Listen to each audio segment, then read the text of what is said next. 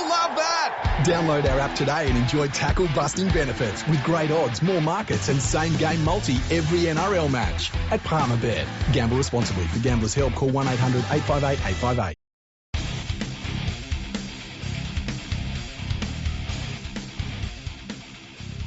Hey, it's episode 420, brah. Fergo on the Freak. I'm that bloke from Rugby League Project, Andrew Ferguson. You can find me on Twitter at AndrewRLP. And Jeremy, as always, is the glorious League Freak, brah. How you going, brah? I'm going pretty good, brah. How's it going, brah? Yeah, going good. 420. Been to the Gold Coast? Too good coffee on the Gold Coast, brah. I stopped before I get to the Gold Coast. Yeah. Where you stop at, brah? Fucking Ningen, brah. Mm. I stopped there, and wait a minute, what were we talking about again? I forget. Anyway, yeah. You've got some news, brah. Yeah, brah. Joey. You know the bloke? Yeah, I've heard of him, brah. Yeah, he goes good, brah. He's become some board member of some medicinal cannabis mob. Well, I tell you what, if I was going to take some medical advice, I wanted somebody to lead the field in medical marijuana, I would want it to be Andrew Johns. I mean, I'm not going to want some clean skin. No. I mean, he did. I do like the fact that he went, "Oh, my back. Better get some medicinal cannabis." Apparently, it fixes his back. Yeah, his neck. Yep. His fucking glaucoma. Yeah, mate. He's according to we're not taking the piss here. There's a press release, and in that he talks about how he couldn't do surfing until he took some medicinal cannabis, brah, and now he can surf again. Nice. Is he actually surfing on a surfboard, or is he just fucking riding the waves of Mother Nature and that green goodness? Yeah, I'll leave that with you, brah. Oh, well, I guess eventually it is going to be something that you find in Australia, and everyone's going to be, well, look, we might end up fucking promoting all of the oils and shit. I've never used it in my life, by the way, if anyone that's wondering, but I know Andrew's always puffing away, but not really. I'm just joking about that. Jeez. But trust me, it doesn't matter how hard you try. Not a single human who knows me would ever believe that. Yeah, I know. But you got to be careful what you say though on the podcast, because people think that you're being like, I don't know. You'll say something and people will be like, "Really?" It's like, no, we were joking. It's like, everything you said is fucking serious. Yeah, exactly. But good on him. I'm glad that he's putting his money where his mouth is. And something else. Yeah. Yes. Yeah, good on him. Now, there was some news that come during the week. Oh. And it reminded me a little bit of Paul Sculthorpe. Victor Radley has turned down that New South Wales Blues jersey nobody offered to him. And he has decided to play for England because of his daddy. His daddy is English, and he wanted to make his daddy proud. So he said that he wanted to play for England for his daddy, and the England Rugby League team immediately promoted it because, even the England Rugby League fucking Twitter account knows you. The less English players in your side, the better. They're going, holy shit, there's someone in our team who other people outside of England knows. Yeah, exactly. So... and there's been a lot of conjecture about what that means for state of origin, and the same old fucking talking heads say, "Oh well, we should just let anyone play origin," and because nobody's got a memory bank that goes for longer than 5 minutes these days. We can turn it into a residency series. I wonder what that would be like, Andrew. Is there any fucking record of what that would be like? Is there fucking 80 years worth of them records somewhere? Yeah, there's a bit of a form line, yeah. Yeah, I thought there might have been, hey? Yeah. Let's just give you a bit of a rough overview. So there was about 213 games played, and New South Wales won 159 of them. There was 56 series played, and New South Wales won 45 of those 56 series. Yeah, that sounds like the sort of series that maybe needs to, I don't know, be rebooted in some sort of different format. I mean, I'm not opposed. Yeah. Maybe you could have it where you play for the state in which you were born. Well, I mean, that was the reason for Origin in the first place. That'll never work. Hence the term Origin. That'll never work. But they've Do we have found some ways sort of timeline as to how that would work, by the way, if we did it like that? Oh, Queensland was winning a lot. Oh, that's funny. Yeah. And then Queensland started running out of players, so they started getting people from New Zealand and everywhere else, and they started being competitive. Yeah, they started realising the best thing to do is not to get Queenslanders inside. Remember when they were like all celebrating the Queensland Rugby League? Whenever they'd get somebody into the side, it's like, you're celebrating having fewer Queensland players in your team. Like, do you realise what you're doing? And it didn't do them much good. Like, it really hurt Queensland Rugby League. Thankfully, now that we've got better rules in place, Queensland Rugby League is starting to rebuild its strength with homegrown players. But all of these idiots that are coming out and saying, oh, this player shouldn't play this and this player shouldn't play that, it's very weird. I see a lot of race-based stuff in it. Like, I'm seeing dudes that are born and raised in Australia, but their skin colour is, like, dark. And people are saying, well, they should just play for Samoa. It's like, they're fucking as Australian as you and me, you idiot. You fucking moron. Oh, I love that.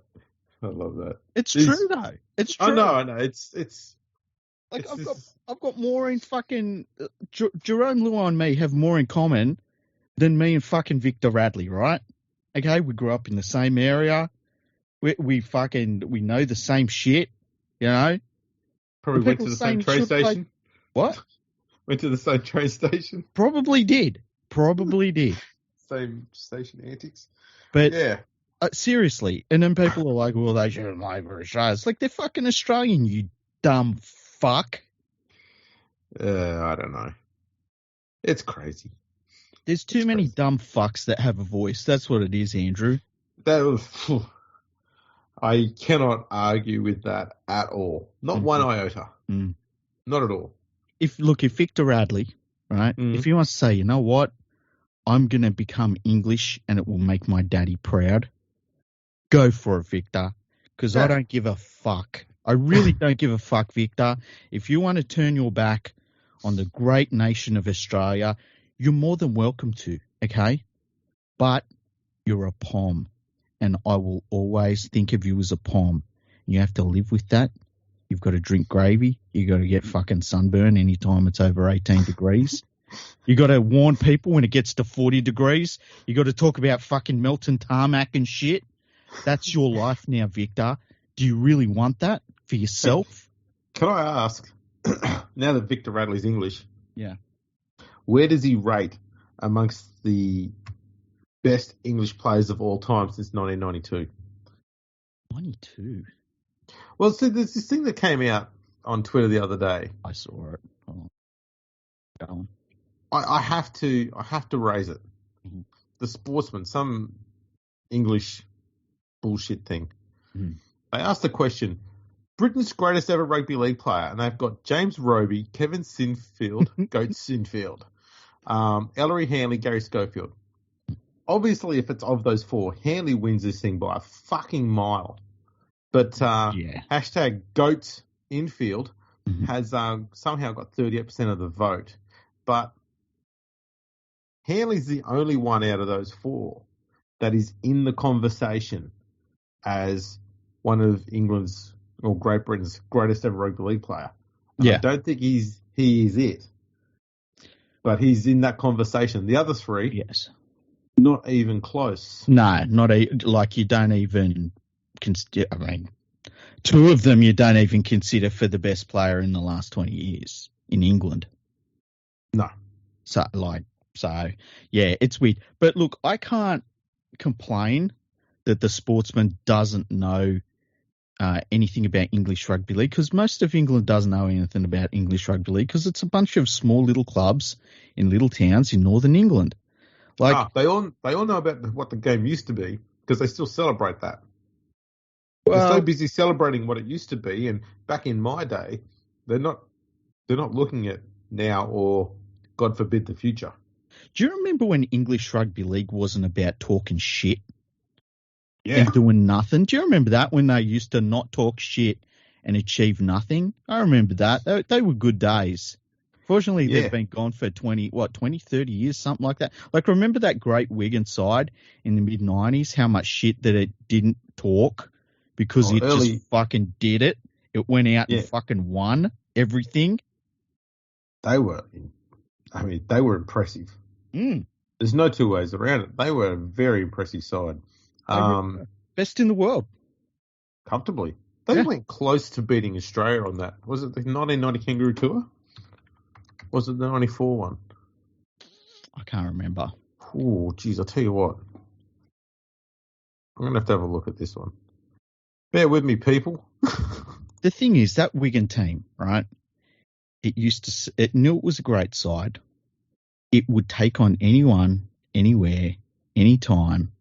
It just didn't matter when. Just would go and play them. And when they would win, they just would win. That was it. They didn't have to say anything. That's it, yeah. Here we go.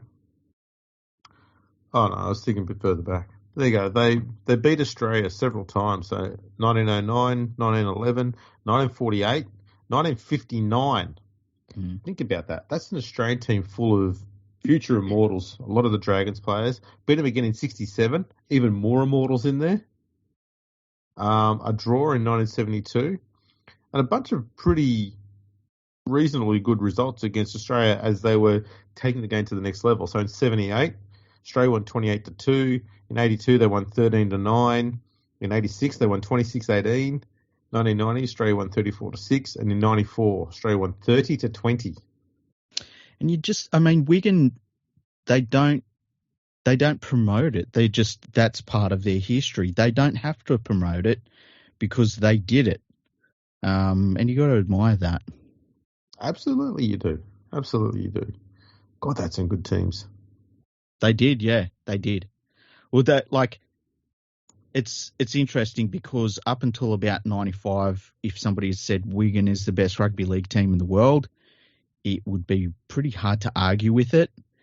And then by 97, we found out what had happened to English Rugby League when we had that World Club Challenge.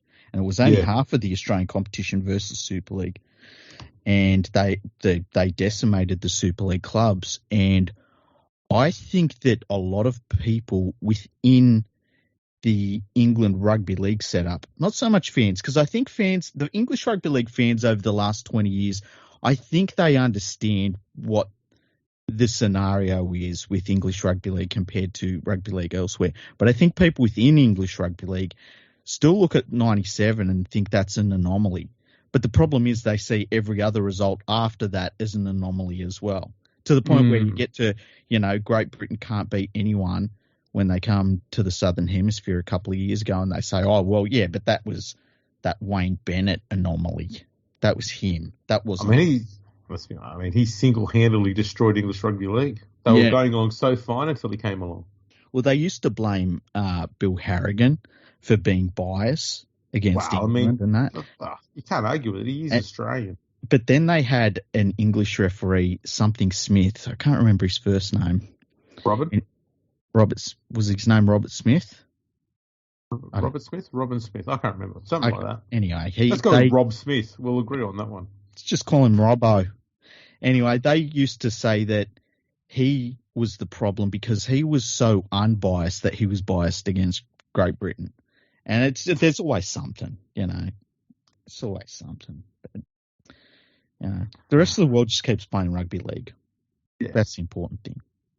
I'm just going to say this on the international stage. My favourite referee was Alain Sably-Rolls from France. Really? Yeah. Just big hand gestures. I love it. I sound like I'm describing about someone doing good dancing. So, loved him. What do you think about my opinion that Europe should have less qualification places in the World Cup?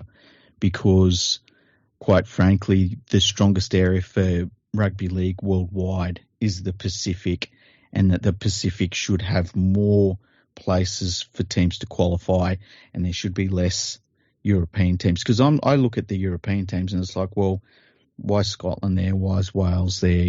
There's a lot of teams there that just shouldn't be there. And I just think there's a lot of teams in the Pacific Islands that should be there because that's where rugby league is at its strongest. I think there's definitely merit to that conversation. Yeah. I'm not going to oppose it because there's a vast volume of logic in it. Mm-hmm. I think we need to probably start looking at a Northern Hemisphere and Southern Hemisphere tournaments, mm-hmm. and if need be, have the top, 3-6 teams from both play each other in a World Cup and make it a shorter thing.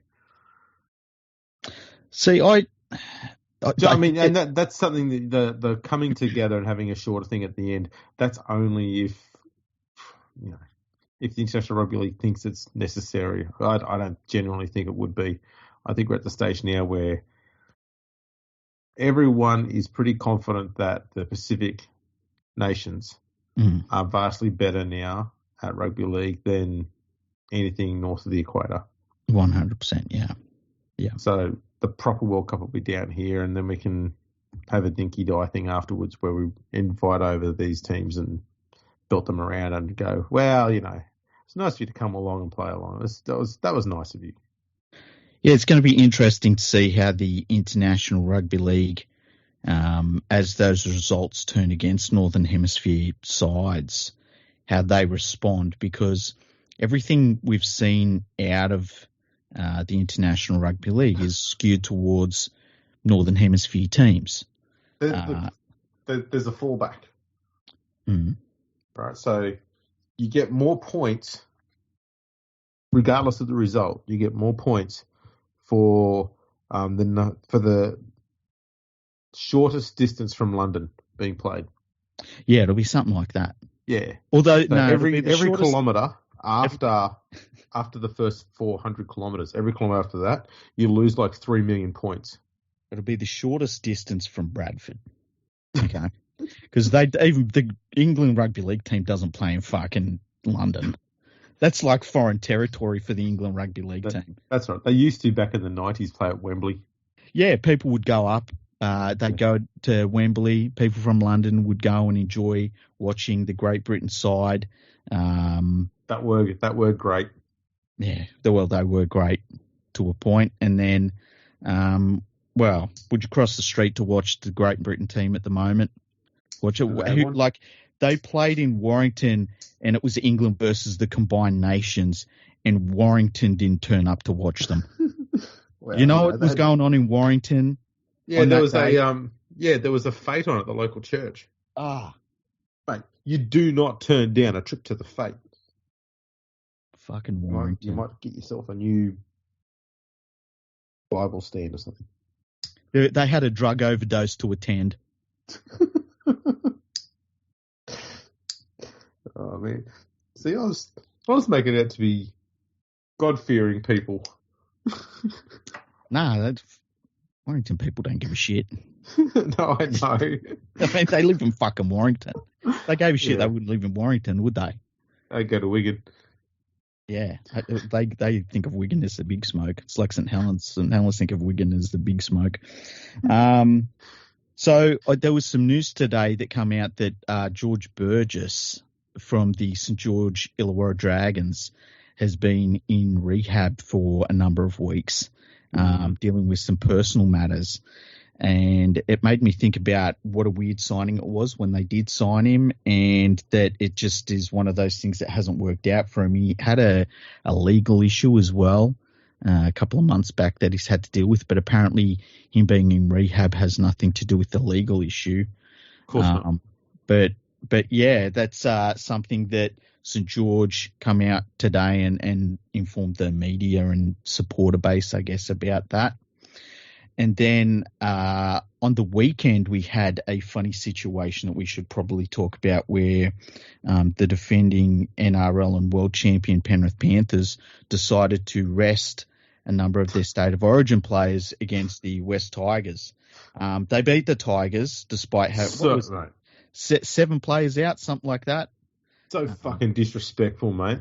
Yeah, and then Brett Kamali said it was disrespectful. You should all everything that's ever been anywhere near Penrith should be ashamed of themselves for being so disrespectful to the worst team in the competition. I know, right? Where's the respect? You know what I'm finding? Hang on. Where's the respect that the Tigers don't deserve? Where is it? I know. You would think after barely winning any games this year and sacking their coach and the fucking ridiculous situation that they've got coming up over the next, 7 or 8 years that they've worked out, you would think that they would get more respect. Do I need to give you stats? Give me some stats. Hit me with some respectful stats. Okay. From 2013 till now, the West Tigers have had 3 win streaks that have been at least 3 games. And all 3 of those win streaks were exactly 3 games, nothing longer. So they've never won 4 games in a row since 2013. Correct. In the same time, they've had 20 losing streaks of at least 3 games. 8 were 3 games long, 4 were 4 games, 2 were 5 games, 4, including the current one, are 6 games, and 2 of them have been 7 games long. Where's our respect? Can't get no respect. Where's the respect? I mean, since May 1, the West Tigers, and arguably, not even arguably, obviously, the worst team in all 3 divisions of the English Rugby League, the West Wales Raiders, they play in League One, the 3rd division. Mm-hmm. Both teams have only had 1 win each. The West Wales Raiders have had 100 points put on them this year. Mm. They've had the same number of wins as the West Tigers since May 1. That just seems disrespectful. No, where's the respect? These are just facts. Now, I've got another stat for you, okay? This is looking at the 3 teams who have sacked their coaches this year, okay? Yeah. So look at the West Tigers. Under Maguire, they won 25% of their games when they sacked him. That's after 12 games. Mm-hmm. They've not won a single game in their 5 games since. Their average score was 15 to 24. Now it's 10 to 26. So they're scoring 5 points less and conceding 2 points more. Okay, and they did that against some teams that were missing players through Origin as well. So it's not like... Yeah. And teams at the bottom of the ladder. Yeah. The Warriors, under Nathan Brown, they won 30% of their games. Under Stacey Jones, it's 25%. Mm-hmm. Their defence is a tiny bit better. So they were conceding 27.3. It's now down to 27. Their attack has gone down by 2 points, though. The biggest change, though, has been the Bulldogs. Now, bear in mind, do you remember the name of that Bulldogs coach that got sacked this year? All I remember was that he was the architect, and when they called him the architect, it was as weird as when you'd watch Matrix Revolutions, and the architect in that looked like Colonel Sanders. Yes. And remember what his role was at Penrith? He was integral to Penrith. What was it? It was integral to their attack. That's right. Their attack was so good because of him. Basically, the credit was his. It wasn't Ivan Cleary's. That's right. So in the 10 games that Barrett was coaching the Bulldogs this year, they scored 9.6 points per game. 9.6. In the 7 games that Potter's been there, they're scoring 24 points per game. Fucking hell. That's crazy. 15 points per game better. Wow. Yeah, there's your attacking super coach right there for you. Wow. That's unbelievable. They look so good at the moment. Atrocious attack when he was there. Yeah. So it shows you, though, that the other clubs, well, the Warriors haven't really changed a great deal. They're winning slightly less. Yeah. But their attack and defence hasn't changed too much. Mm-hmm. The Tigers, noticeable difference there. Bulldogs, it's a little bit of a difference there. The last one we've got here is the form ladder. So looking from round 12 to round 18, the last 6 rounds. Okay. Penrith, only undefeated team. Cronulla and South are the next 2. Now, the interesting thing about these 2 is Cronulla are the only other team other than Penrith to have conceded less than 100 points. I would also say one of the weird things too is that when I think of Cronulla and South Sydney over the last month and a half, I don't think of two teams that are setting the world on fire. No, the Sharks have had a friendly draw too. Yeah. But Sharks they've only conceded 6 points more than the Panthers have in the last 6 weeks. Mm-hmm. South are the best attacking team over the last 6 weeks. Mm-hmm. They've scored 24 points more than Penrith have. Wow. Almost 200 points. They've scored 192 points in the last 6 games. So Cronulla and South both got 5 wins. Manly, Cowboys, Parramatta, Brisbane all with 4 wins. Melbourne, Canberra, Dragons with 3 wins. The Bulldogs, the Roosters, the Knights with 2. The Warriors with 1. Titans, Tigers, 0 wins. The Tigers have the worst attack, the worst defence, and they are dreadful. But the books look amazing. But where's the respect? Yeah, I know. Now, I did have one more here. What was it? Oh, yeah. The worst seasons after 17 games have been played for West, Balmain, and the West Tigers. Okay. 1984 Magpies, they had 1 win and 16 losses. Wow. The 99 Magpies had 3 wins, 14 losses. The 94 Tigers, 3 wins, 14 losses. 1955 Magpies, 3 wins, 14 losses. And then the Tigers this year. Wow. So they're in some rare company, even for the two teams they merged together. Yep. That's interesting. They're shit. So that means that this is the worst West Tigers team ever. Yeah. And look, I mean, the future is bright, though. I don't know, not really. I just thought I'd say that. I needed a punchline. That's true. Anyway, we'll move on. I've done my facts. There we go. Yeah. So I just hope that Brett Camorley moving forward doesn't feel as disrespected by other teams as he was against the Panthers, or what was, a lot of Windsor Wolves players in that team. I'm sure he will be, because none of them will offer him a job. Isn't it weird how no one gives a fuck that Brett Camorley just got shoved under the bus? No one gives a shit. It's like... He didn't even get shoved under the bus. It's just like, Brett, we're just going to use you to chock up the rear wheels on the bus, okay? If it rolls backwards over you, you're only short. That's going to happen. Basically, Tim Sheens has said, I want to coach the side. Not just yet. They're fucking shit. So if you could take over now, Brett. I'm not taking the heat for this shit season. Yeah. This is on you, Brett. Don't you, if you're Brett Camorley, don't you leave immediately? Like, as soon as they make a decision that you're not going to be there next year, don't you say, well, thanks, but I want to look after my career and my career's integrity, and I'm not going to just chalk up a bunch of losses so that my boss, who's effectively sacked me as well at the end of the year, can take over next year after I've eaten all of these shit sandwiches for him.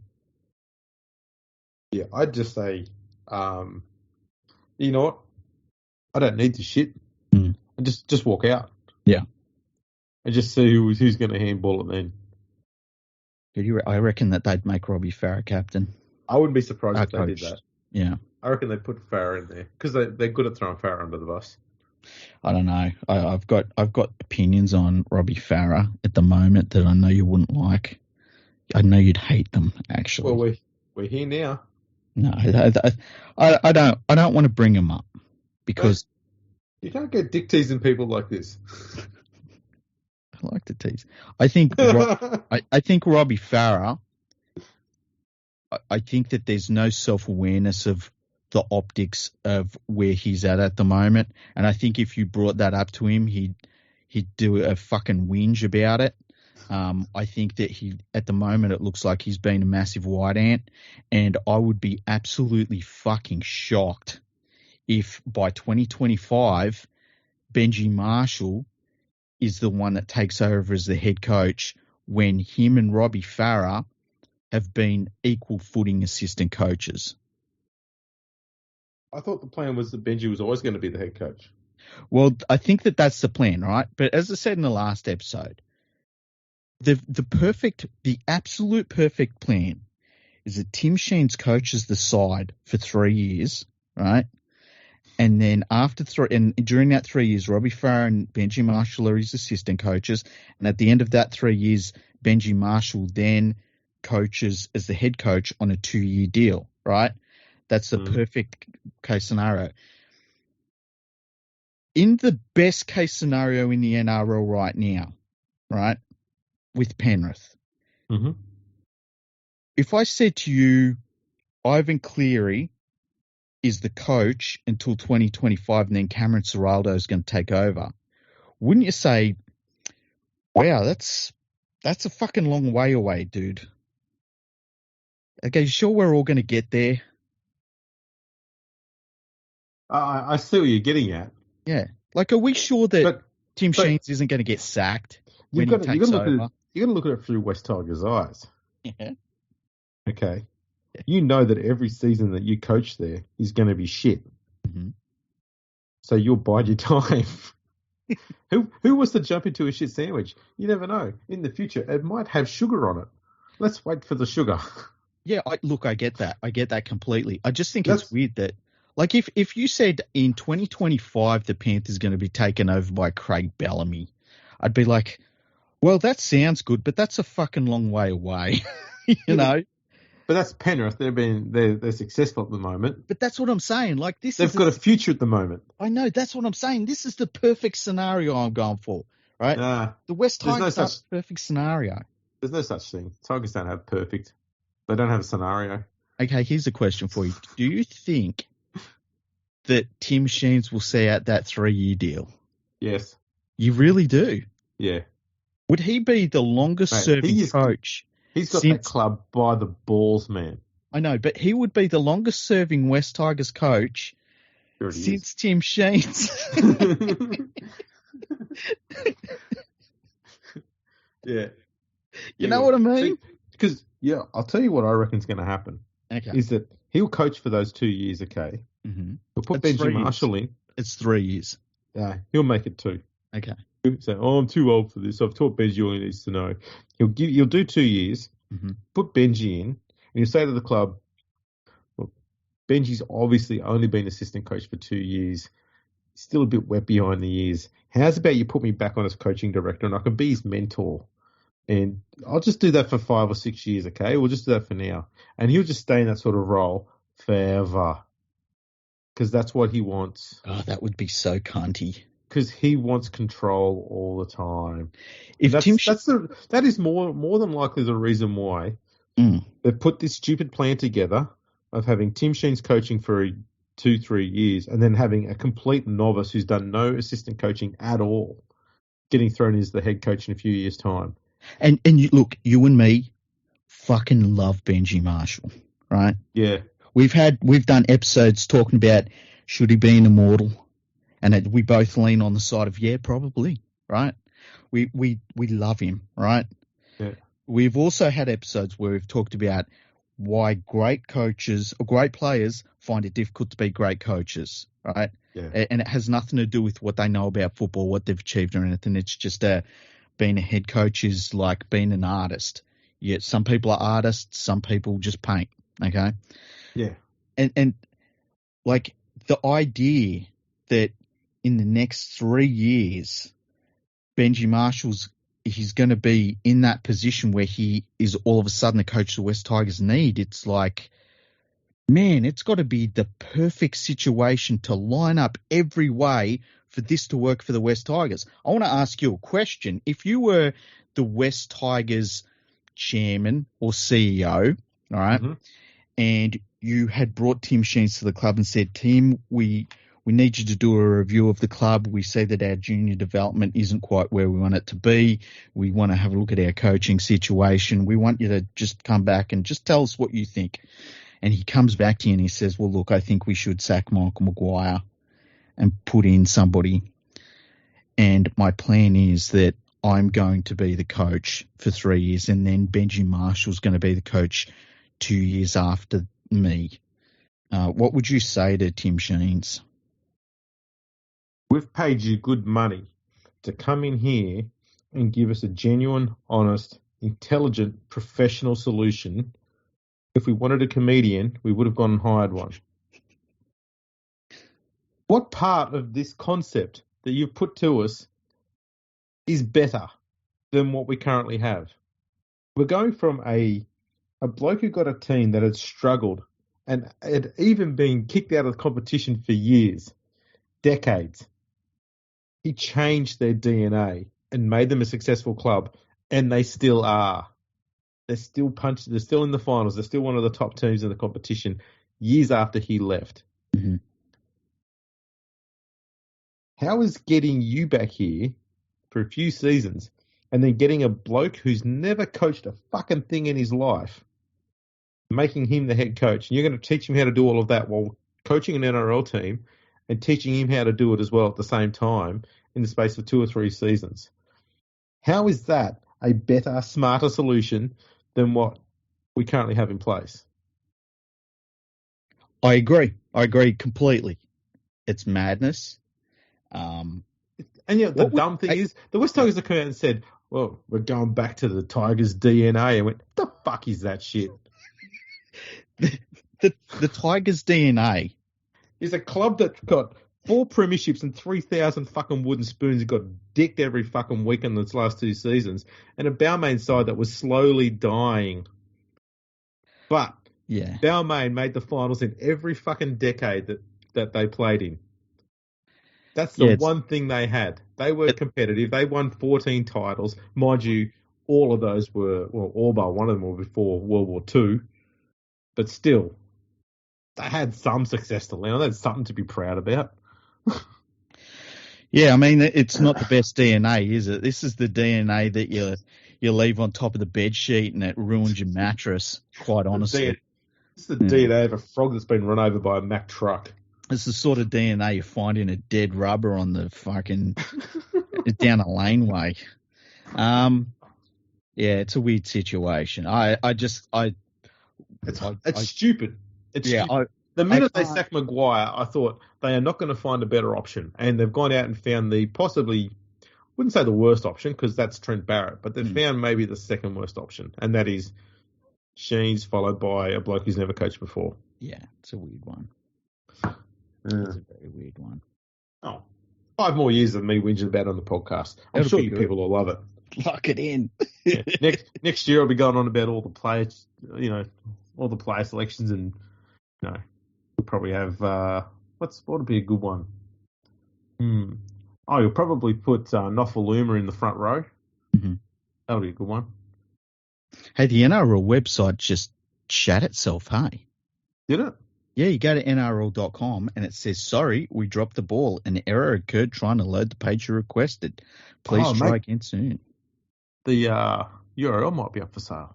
Maybe, quick. I should see. Yeah. I like the thing too, it's copyrighted in 2019. That's fucking brilliant. So, you know what it is? I don't think it's the NRL website. I think it's a link on the NRL website that might. No, it's. Nope. I've just gone to NRL.com and it is dead. It's dead. Well, the NRL's over. That was it. It had a good run. Now we're going to watch Super League. Yeah, fuck. We have to watch a bunch of park footballers running and saying we're the champions. I can watch Castleford now. That's an upgrade on the West Tigers. Yeah, that's a good point. You know what I've seen a lot of recently are teams that feel like they deserve something. And it's like, oh, we deserve this. We deserved a penalty at this point. We deserved respect. We deserved, they're celebrating too hard when they score tries against us. And I just wonder, like, that old chestnut. Yeah, like, what the fuck is going on? Is this something to do with people being sad because of COVID lockdowns, which we're about to probably enter another one soon, which I won't be taking part in. I'm out, man. I'm going to walk the streets like a fucking Ronin, let me tell you. But, yeah, I feel like that there's a lot of sadness that's seeping out in the game at the moment where people just need a cuddle instead of realizing it's a game of fucking football and you don't deserve anything. You got to go out there and win it. Yeah, look, I think we get to this point of the season around Origin where the media are talking so often and so loudly, more than usual because of Origin, that people just occasionally they drop their guard and they listen to it, and it makes them sad or angry, bit of both. I think that's what it comes down to, because it seems to happen around the same time every year. That's a good. And they come out of the Origin, and half the fan base are pissed off, and the other half are happy because of the Origin result. And then you give them a week or two, and it's like, oh, the finals are coming up. Oh no, we're not going to make it. Oh, it's not fair. Yeah, everyone, like, they're whingy bitches about everything at the moment. And it's like, what the fuck is going on in the game where everyone feels like that unless their opponent is rolling over and dying in front of them, that everyone's out to get them? It's like, oh, the referees, that they hate us. I wish I had $1 for every fucking fan base I see on Twitter that thinks the referees hate them. It's like, you're not that important. I like the ones who keep blaming the referees for their one or two mistakes that they might make in a game as the reason why they lost 42-2. Yeah. That penalty you blew the wrong way. That cost us 40 points. Look, I like it when Sean Johnson throws a cutout pass to the fucking touch judge for the fifth time in a game, and then Warriors fans are like, oh, they're fucking smashing us with the penalties. It's like, your fucking team's shit. It's not the referee. It's the fucking team is shit. Yeah. They'll sit there and they'll blame the referee for their one or two mistakes, but they won't bat a fucking eyelid at the copious amount of mistakes that their players make. Yeah. That's the one of the beautiful hypocrisies of rugby league. I know when the Panthers have been shit, I get angry at the Penrith Panthers, right? And I've been fucking angry at the Penrith Panthers before, right? So, because I've got this thing of, like, you got to beat everything. You got to beat the grass is too tall. You got to fucking run through it, man. Shut the fuck up. You know, it's too slippery. Put better studs on your boots and shut the fuck up. You got to beat everything, right? And so when I see these fan bases that it's like, oh man, another bad fucking refereeing performance against us, it's like, you're the Gold Coast Titans. Shut the fuck up. Yeah, there's no excuses. Yeah. This is the thing. People complaining about, oh, we had too many injuries going. Every club has injuries. It's not an excuse anymore. Manly's got injuries to its star player. They're still winning games and racking up big scores. You figure a good team can figure out a way around those things. A shit team just whinges about it. Yeah. Yeah, that's the way I feel too. Like, it's not often you hear the Melbourne Storm whinge too much, you know? They just kind of get on with it. And look, even the Broncos to some extent during the 90s when they had 75% of their squad was out through Origin, they didn't whinge that much, and they had every goddamn right to, because they were basically playing reserve grade teams against, you know, and a full reserve grade team against the NRL side. Mm-hmm. They didn't complain that much. I mean, I know there was one or two seasons where they brought it up, but it was only after several years of having to deal with it. I know when Penrith had, in the last few years, when they've had heaps of players out through Origin, at first you're like, oh, this is not going to be great for us. But, like, you very quickly work out that, like, please name all of our players in Origin and rep teams, because it means all of our players are Origin and rep player quality players, you know? Like, in an ideal situation, in Origin and the rep season rolls around, I want 17 Panthers named in those rep teams, because that means there's 17 fucking rep players in black jerseys for the rest of the year. It's not a reason to whinge. It's a reason to sort of be like, well, this is fucking great. It's a really good problem to have. Yeah, that's how good our team is. And even when they have that issue and they run out their second grade team, they can still win. Yeah. Disrespectfully, but still. Yeah, well, they're disrespectful. They always have been, but only to the West Tigers. I don't know what it is. I don't know why Penrith have got such a thing against the West Tigers. Them and the Canberra Raiders, to be fair. Bit of a rivalry going on there. Yeah. Actually, no. I've read a bit of the media. It's bitter rivalry. Bitter, yeah. It's always bitter rivalry. Yeah, it's never. Why is there never a sweet rivalry? Like a cute rivalry. Aww. An adorable rivalry. That's what the Panthers versus West Tigers is. Exactly. It's an absolutely adorable rivalry. Yeah, it's an adorable rivalry. I like it. jeez. So what else has been going on in the world? Yeah, I was thinking, is there any other big rugby league news that we haven't covered yet? I know Anthony Griffin's been put under the pump by the media. Yeah, I saw the media going after Griffin because they had one loss. Yeah, I don't get it. Well, I do in the sense that the media is always trying to find a way to sack a coach so it creates news. Because they've now done a little bit of the same thing on, not so much questioning about Brad Arthur being sacked, but more about the fact that the Eels apparently had tried to shop him off to another club and he was unaware of it.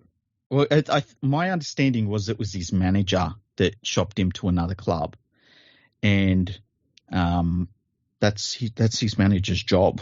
Like, if your manager isn't going around and saying, "Look, my client is on," and I'm just tossing up a number, I don't know, but just let's say Brad Arthur's on $800,000 a year at the Eels. If his manager isn't going around saying, "Do you want Brad Arthur for $1.2 million a year?" then his manager isn't doing his job. No, that's right. That's what they got to do. Yeah. There's reports coming from Canberra that Ricky Stewart could be about to sign a 2-year extension. Yeah, I think he actually has signed that. I saw reports that he had signed it. He probably wrote up the contract extension. Probably. He's the power broker there. I think it's a good move. I think that... Yeah, look, I don't think he's doing that bad there. Yeah, I look, there's nobody out there that you look at and you say, well, that would be a remarkably better person for the job. And to Ricky Stewart's credit, he got rid of a lot of the losers and idiots that were in that team, and they look a lot better for it. To be honest, I mean, he's done that at every club he's been to. His problem he had at the other clubs, especially Parramatta and Cronulla, was building the new team. He was good at getting rid of the people he didn't need.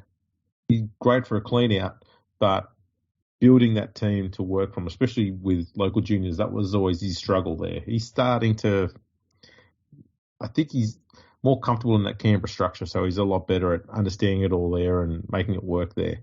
And having a team that's willing to actually let him stay there for a while and build what he needs to do, that's important. So I don't think it's a bad thing. I think it works all right there. Yeah, so do I. Apparently 2 teenage boys had sent death threats to Mitch Moses, and apparently police have found them. Good. I hope they, scare them a little bit, and so that they realise it's just dumb. Why would you do that? Why would you threaten to Mitch Moses? Like, I know you and me have joked about Mitch Moses before, but we never threatened to kill him or have him do anything like that. That's fucking stupid. No. It's just what they should do is punishment. Get these 2 boys and put them in West Tigers jumpers in a matchup against Parramatta, and they can play in the front row. I was going to say what they should do as punishment is sign them as the Tigers coach from 2027 onwards. That would be the ultimate punishment. That could work. Well, that could be going too far. Yeah, it's weird. Isn't it weird when you see people that they watch a sport, but they do it wrong, I guess is the way to put it, where they either invest too much into it, or the way that they follow a sport is through anger or disappointment or something. Like, I watch sport to be happy, but I think there's a lot of people that watch sport as an outlet for negative emotions. Yeah, they rage watch it. Yeah. And look, there's a difference between watching your team and they're poor and you're angry about it, and watching a sport and you're just fucking angry about everything. Like, I can watch any team in the NRL and just be out of my chair going, oh my God, that's amazing. Like, it doesn't matter what team it is. But I think that there are people that use sport sometimes as a negative outlet for bad emotions. Basically, mainstream journos. Well, look, I think they drive a lot of it, to be honest with you, because of course they do. They're negative people in general. And they're always complaining. They're Yeah, always they are. nasty, always vindictive. There's a lot of nastiness in the journalism in rugby league. It's really weird. There's no analysis anymore. And I mean, analysis in corporate media for rugby league is gone. Yeah, you've got to go to independent websites and stuff like that to get genuine, proper, thorough, educated analysis. Yeah. You're not going to get it from the mainstream media because they don't watch the game. No. It's, and that's why I say to people, if you're on Twitter and just block all of the corporate media and the journalists, because you will see a timeline change incredibly, and you'll still see people complaining, but you'll realize that a lot of complaints that you see come from a source, and that source is almost always the corporate press. Yep. And it's very weird when you realize that, and you're like, this is a business driven on anger, and I'm just not interested in being angry about stuff. So you just get rid of it off your timeline. Exactly right. It's exactly what you do. Can I ask you a question, Andrew? Please do. Please do. Are you ready for the new COVID regime to hit us like a fucking brick shithouse?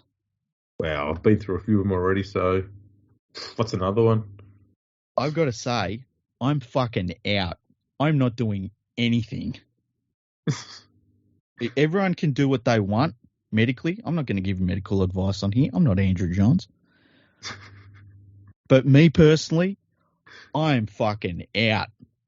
Okay? I'm not doing any of it. Not doing any of it? None of it. None of it. Not one bit of it.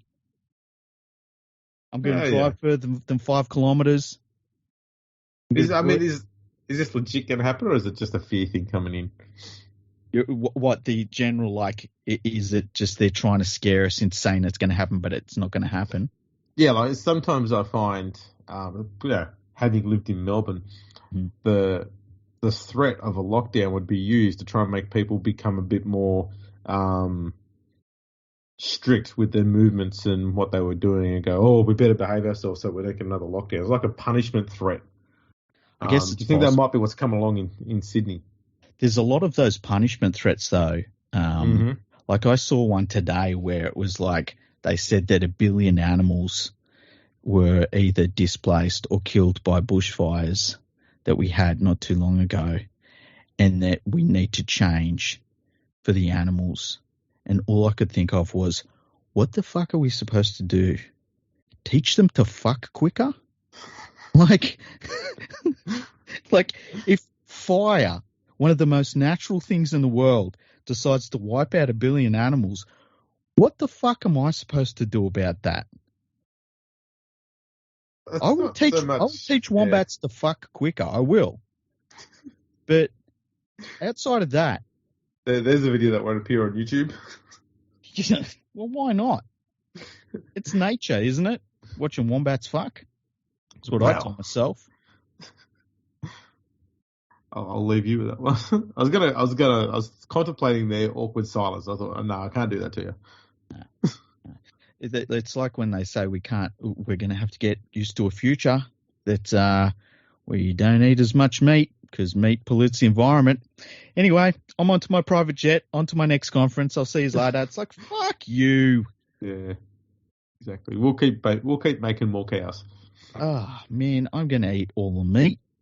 I only buy. I got an Xbox controller. I only buy disposable batteries. It's not a rechargeable one because I want to leave a pile of batteries behind, hey? And if anybody out there thinks the environment is a wonderful, magical place, go and sleep outside tonight. See what the environment does to you. This message brought to you by the Greens Party. Exactly. I'm out, man. I'm fucking out on all of it. You done? I am not doing any of it. Speaking of out, and this is a very loose, flimsy segue back to rugby league chat. Okay. Adam O'Brien. He just got sacked. Bullshit. Oh, no, I thought that's what you were announcing. No, I said I'm out on him. He's not going to get sacked. He's a Newcastle coach. Oh, I was all excited for Newcastle fans all of a No. sudden. Newcastle have had 12 coaches since 1988. Mm-hmm. Just 12. Where do you reckon he ranks on that list for win percentage? 12 coaches. Mm-hmm. I'm going to say second last. No, he's not that low, but he's not far off. No way. There's no way. Where does he rank? Well, Nathan Brown is last, 25%. Yep. Danny Baderas, 33%. Yeah. Just 6 games. Yep. Alan McMahon, 40.7%. Rick Stone, 43.1%. Adam O'Brien, 44.4%. Wow. Holy shit. So, Rick Stone had 31 wins from 72 games. Adam O'Brien's coached 9 games less, and he's got 3 wins less. It's got to be said about Rick Stone, though, that he was doing not too bad with the Knights. And then Wayne Bennett come in with the giant knife, right? Stabbed him in the back, said, dude, you can be the coach when I'm finished with them. And then when Wayne Bennett was finished with them, the Knights were finished for about the next 6 years. So Rick Stone really there's nothing you could do with that team. Stone was trying to build them up into that next era, and Bennett took that, got a little bit out of it, destroyed it, and they said, here you go, Rick, I'm off. Pretty much, yeah. That's exactly what happened. And bought him a burning bag of turd. Yeah. And, What was Rick Stone's record before they sacked him in that second stint?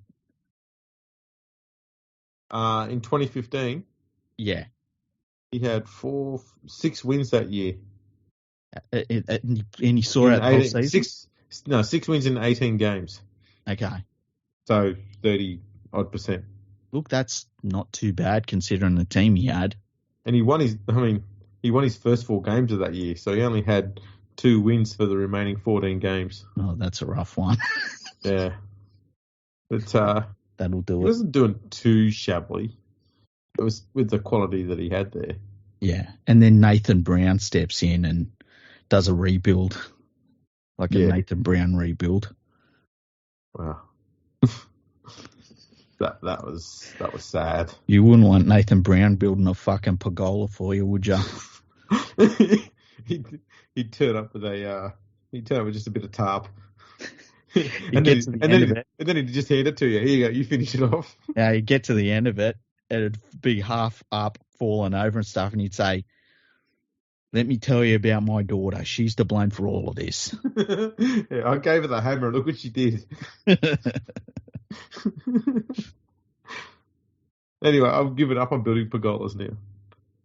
I'll hand out brochures on how to build pergolas, but that's all I'll do. Isn't it funny that when he quit on the New Zealand Warriors, he came out in the media, and one of the things he said was that he wanted to help young coaches. Do what exactly? What words of wisdom was Nathan Brown going to pass on that he couldn't fucking do himself? Not much. Not fucking much. Listen, if you want to have a good coaching record, you don't fucking coach. Yeah. Look at everything I did and try and do the opposite. Yeah. Well, the first thing you don't want to do is slap your star playmaker in the face. It's always doesn't end up well. Oh, come on. He deserved it. Yeah, he probably did, but still. I still can't believe he did that. I would have fucking attacked him like the Predator. I swear to God. It would have been like one of the fucking aliens. There would have been no gravity in the room at that point. Yeah. How long does Adam O'Brien last? Because, man, surely he's been in line to get sacked longer than all the other coaches that have been there. Or have been sacked already this year, sorry. My guess is he gets to the end of the year now. But then you've got to think, like, who is Newcastle lining up? Because you can't just, I think Maguire's free. Well, that's the thing. Maybe they're hoping that Maguire's still there. But in this day and age, you can't sort of get to November and then start looking for your coach, you know.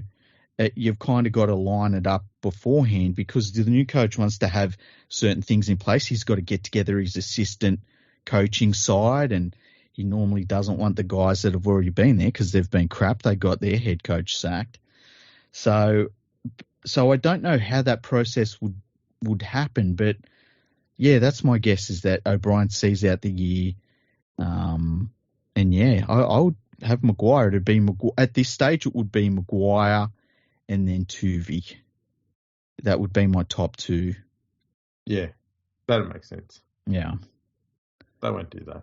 No, they'll get somebody that was a former Knights player because Matthew John said he'd be a good coach, and then he will have former Knights players as his assistant coaches, and they won't win anything.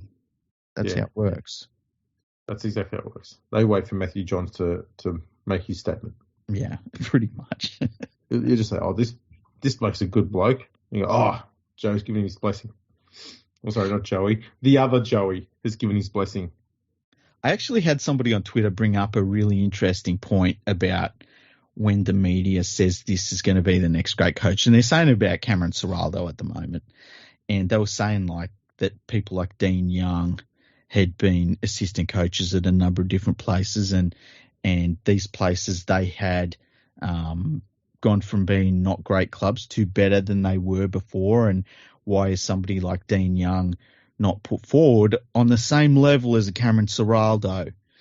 And it was a really good question because I don't know. And I said to them, I think it's manager driven. I think maybe someone like a Cameron Ciraldo has a better manager.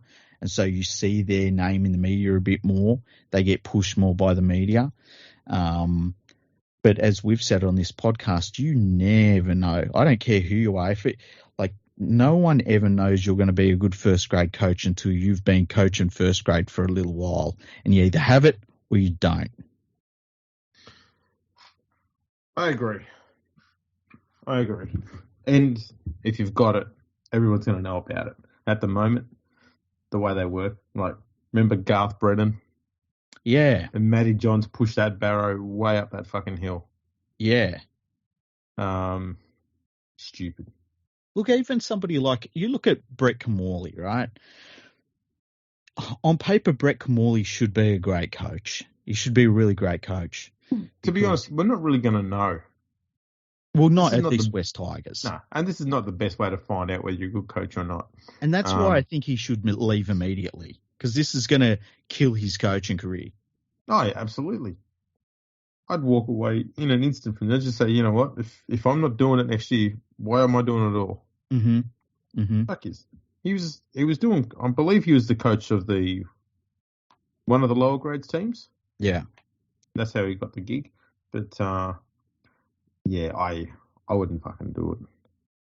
Not as an interim coach when you know that you're not doing it next year. Fuck that. Yeah. Walk away. You got to do it for yourself. But then, like, what's Brett Camorley's reply to that? Like, does Brett Camorley say, I understand completely, but they're paying me $200,000 for the rest of the year to do this, and I can't walk away from $200,000 because But it's only one payment of $200,000 if it goes bad. And so you've got to make those decisions on the spot of, do I take the quick cash that's on offer? Yeah. And hope that I can turn it. Because, I mean, it'd be kind of like the Todd Payton gig at the Warriors. If I can make it work and make the team improved, who knows what's coming around? I could get $1 million coaching job next. But if the squad's not great, then all of a sudden you're kind of getting a bit like Trent Barrett. You're like, clubs are going to say, not that one, thanks. Can you ever think, though, of an interim coach that did such a good job? And Todd Payton's a really good example. Like, he's probably the best example I can think of. Yeah, I think Payton's probably the best example. I can't think of too many others. You know what? In a weird way, Jeff Tuvey, because he took over. He took over in a weird circumstance where Des Hasler left after that grand final, and they were like, "Well, we're sort of between a rock and a hard place. Let's let Jeff Tuvey take over," and Tuvey did really well. But then again, Jeff Tuvey hasn't had a first grade coaching job since. No, that's right. What would be another one? John Morris, maybe? Yeah, John Morris. Probably not on the same level as Tuvey, though. No. Trying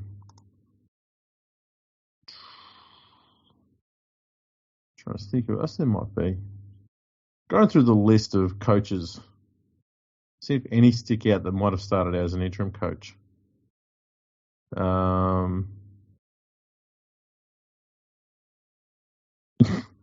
won't look at that one. I was like, Matthew Elliott? Oh, no. Please don't do that. Yeah, look, there's not a huge number here. No. It's weird how, like, people that you could say are failed first grade coaches, you feel really sad when you look at when you see their name as a coach. But those people don't get around with that baggage that you have for them mentally. No, that's right. Like Paul Langmack. You think of Paul Langmack as a coach. It wasn't good, right? Mm.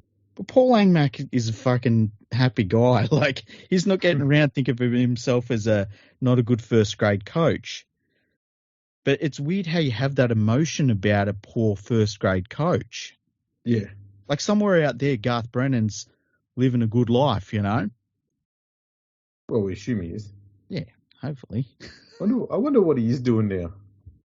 No one talks about these coaches after they get axed and never get rehired again.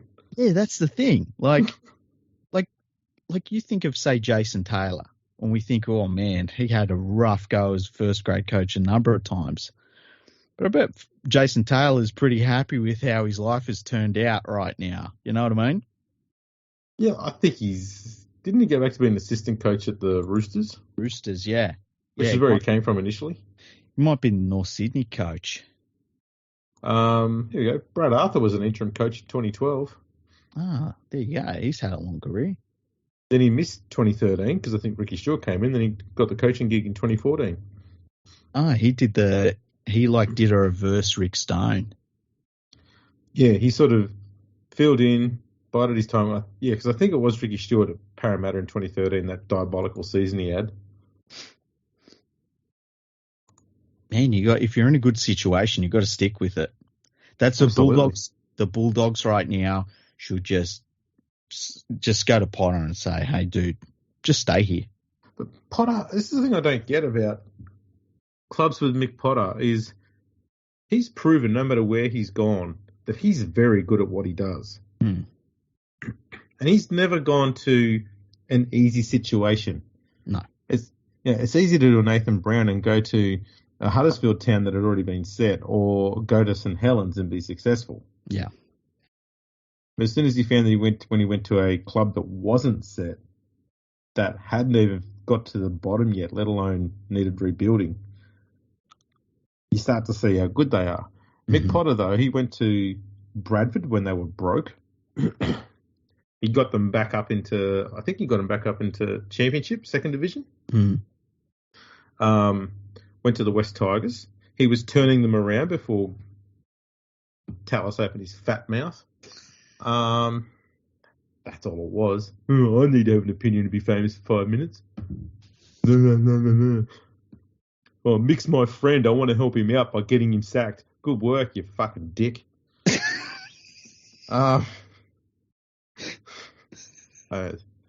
With friends like Tallis, who needs enemies? This fucking wanker. Do you reckon he rang up Mick Potter after that and said, dude, I'm looking out for you, mate. I'm looking out for you, mate. I don't like you being bullied around. He goes, Mick goes, yeah, thanks, mate. Now I don't have a job at all. You just undermined me so badly, dude.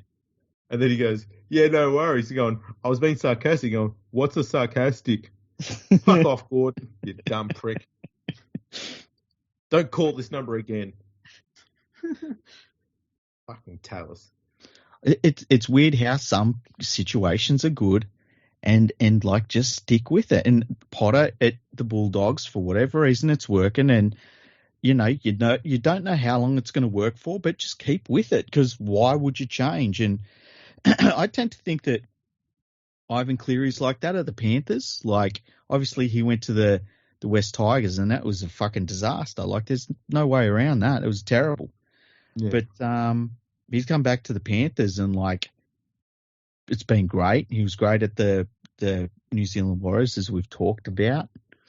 And just these people and coaches and players and stuff that leave good situations, man, I don't get it.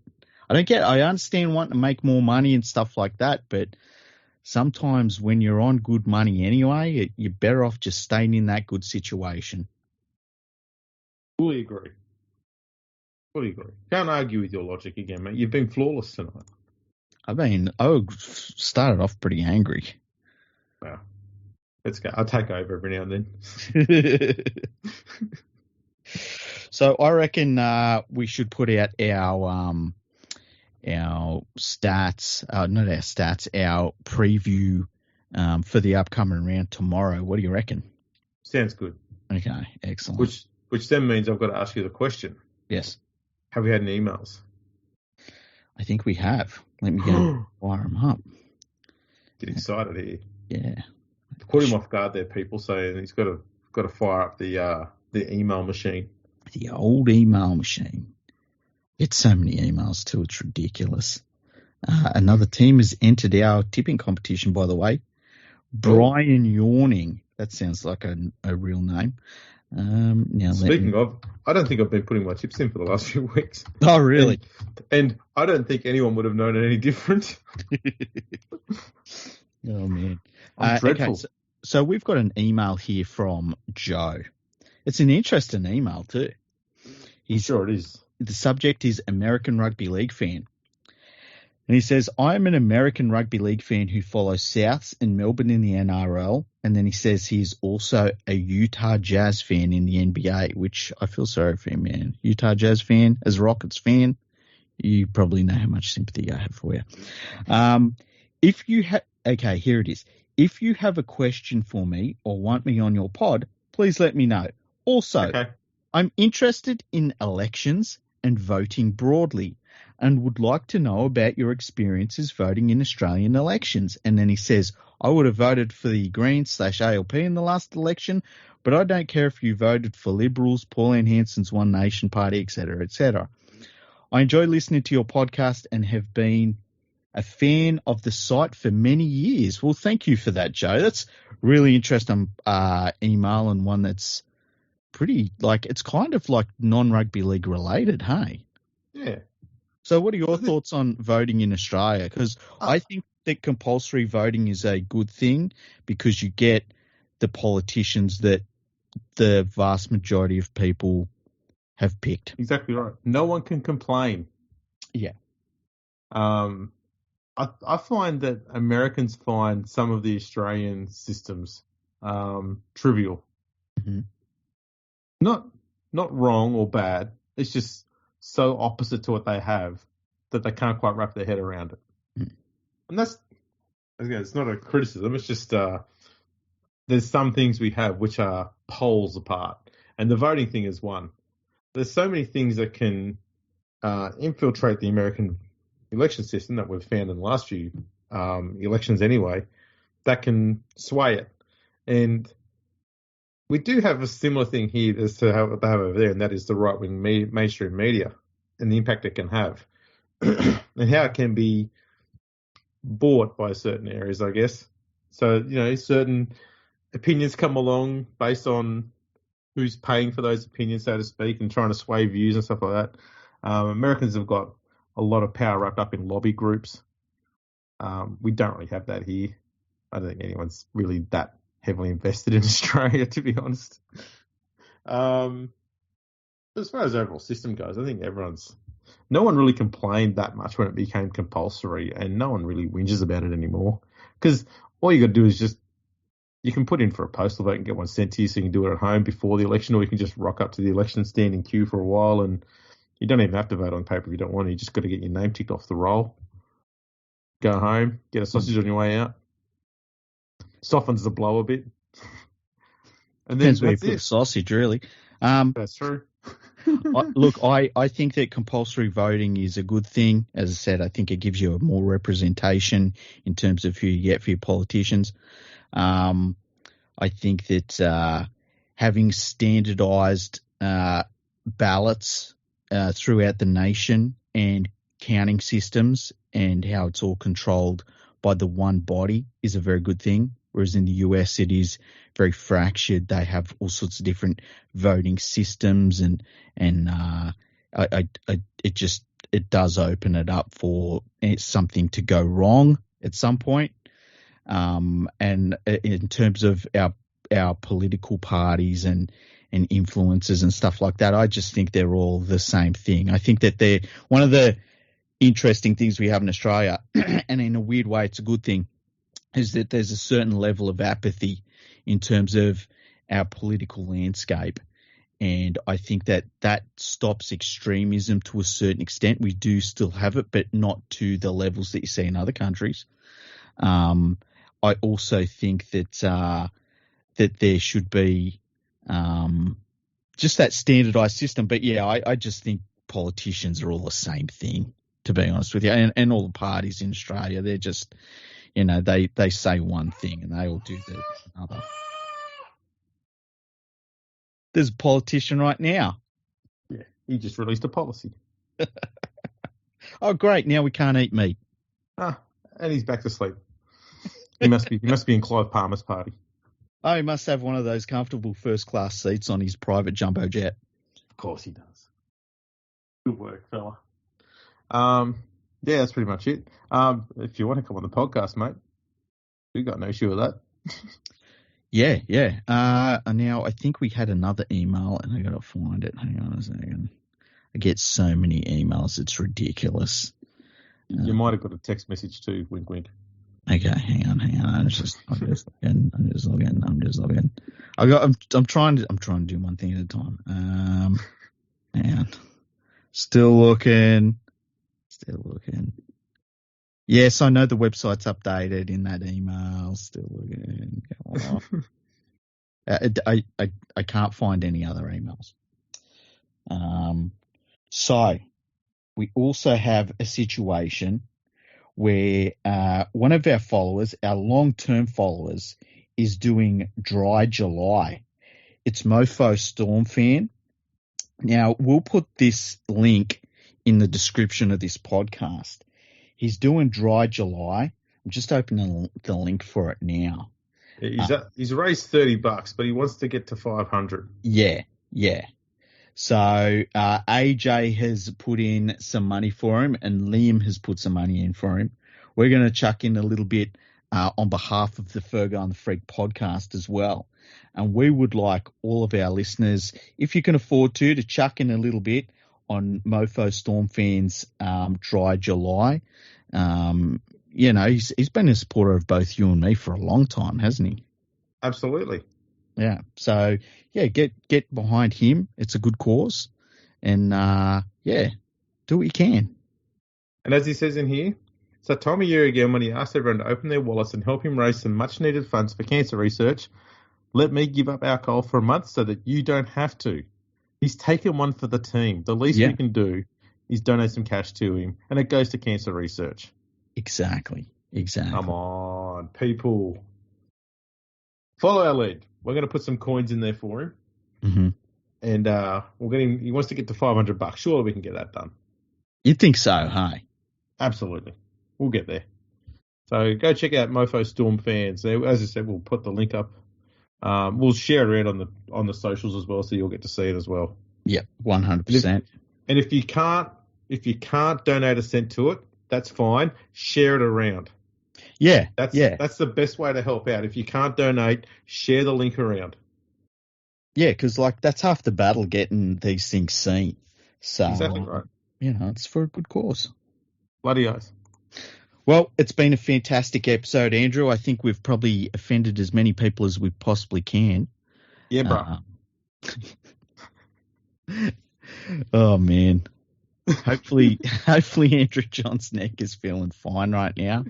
Mate, tell you what, it's sweet, bro. I tell you what, it explains a lot of his commentary, doesn't it? I bet you he's still surfing right now at 11:45 at night. Have you ever done surfing? No. No, neither have I. I'm from the country. I don't do water. Oh, that's right. Yeah. Well, I'm from Western Sydney. I don't do water either. Anything that's deeper than a bath, you kind of look at it and you're like, where the fuck would I go in that? Yeah, that's right. If I can't walk on it, how can I trust it? If I can't see the bottom of it, no fucking way. Exactly right. I don't want any of those sea creatures gnawing away at my feet. I need my feet. Exactly. Also, surfing's not a sport. There, I said it. Well, you're just floating on a piece of wood. I mean... Well, it's transport. It's barely that. You don't even get to go somewhere. You just turn around and go back to where you started from. That's not transport. Pretty much. It's like time wasting. It's like being on a bus. It's like I caught a wave and then we give it a score. It's like, fuck off. It's not a sport. How do they even score? It's like... Are they scoring the wave? I don't know. I really don't know. Wouldn't it be great if we found out that the whole time they were doing surfing, the people weren't even judging the surfing, they're just judging the waves. Ooh, that's a good wave. Give that wave a 9. It was going, yeah, what a great surfing. Going, what are they talking about? Looking at waves. Look, I just think Kelly Slater's like 72 at this point, and he's still really good at surfing, like on a world stage. Yeah. That ain't a sport. I mean, he may as well. I mean, darts is more of a sport. And darts ain't a sport. Neither is horse racing, but you know. Is bowling a sport? Yeah. You reckon bowling's a sport? Yeah, why not? I don't know. Yeah. Is lawn bowls is a sport? Yeah. Yeah, lawn bowls is definitely a sport. A lot of skill involved in lawn bowls. Yeah. I mean, if it's got balls, it's sport. Careful. I left that door open for you. What a walk through it so bad. Right. Well, thanks for tuning in, people. Make sure you check us out on the socials on Instagram and Twitter at Fergo Freak Pod. We're on LinkedIn, Facebook, YouTube, MySpace. Check us out on all of those. Like, follow, subscribe, all that gear. That'd be fantastic. Make sure you give us a review on your podcast listening app or device, whatever you use. That would be fantastic. Mm-hmm. And you can contact us, Freaky. You go on your email machine and you put in these words, podcast@leaguefreak.com, and you make the subject something podcast or something, you know, and we will read it out on our podcast together. Yeah. Hot. I just also want to say that just on a personal note, I hope Julie's device turned up. She had a device that she brought at a shop and it had been sent around all over Australia and she still hadn't received it. And I know she really wants that device, so I hope she got it eventually. No. I mean, nice. Yeah, let's hope she did get it. Thanks for listening, everyone. Catch us all later. Palmerbet with the big don't argue. Punters will love that. Download our app today and enjoy tackle busting benefits with great odds, more markets and same game multi every NRL match at Palmerbet. Gamble responsibly. For Gamblers' Help, call 1-800-858-858.